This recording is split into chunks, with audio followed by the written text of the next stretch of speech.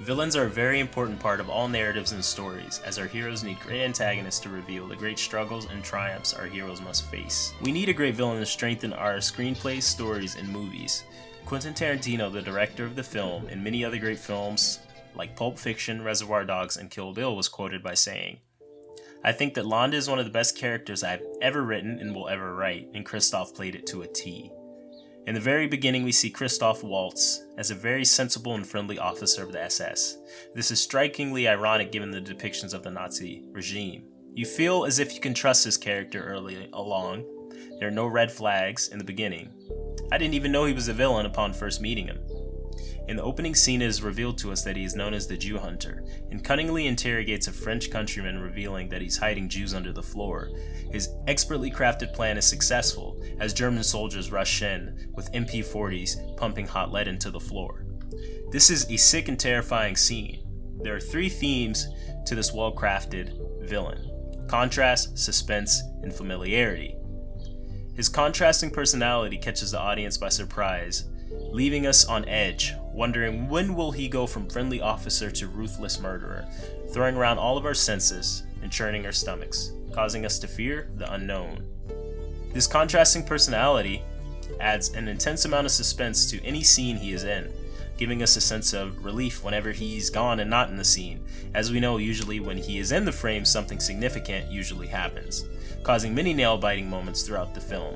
A great villain creates a lot of suspense.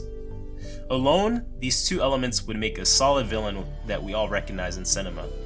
What makes Christoph Waltz's character Hans Landa even more cunning is the aspect of familiarity. In Sun Tzu's Art of War, we are told, if you know your enemy and you know yourself, you need not fear the result of 100 battles.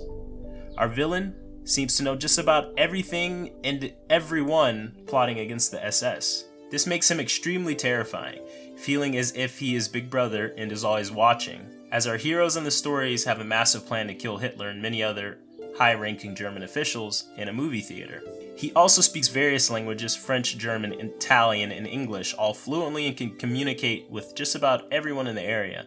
He also appears as this nice and easy to understand guy that is likable, which we know that is a false persona, and our villain Hans Landa will play any side to win ultimately, as he reveals that he's been working for the US all along.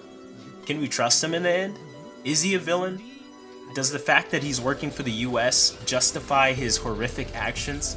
As Quentin Tarantino finished the story, we ultimately can't, and he's branded for life with a swastika that is carved into his forehead, as the villain here doesn't escape free without consequences. The brilliance of this character shows us how amazing a well-crafted villain can serve the story. Every award was well-deserved for this performance by Christoph Waltz in Inglourious Basterds, which he won an Academy Award for this performance as Best Supporting Actor. It was well-deserved, and this was a well-crafted villain, a cunning villain. Thank you for watching.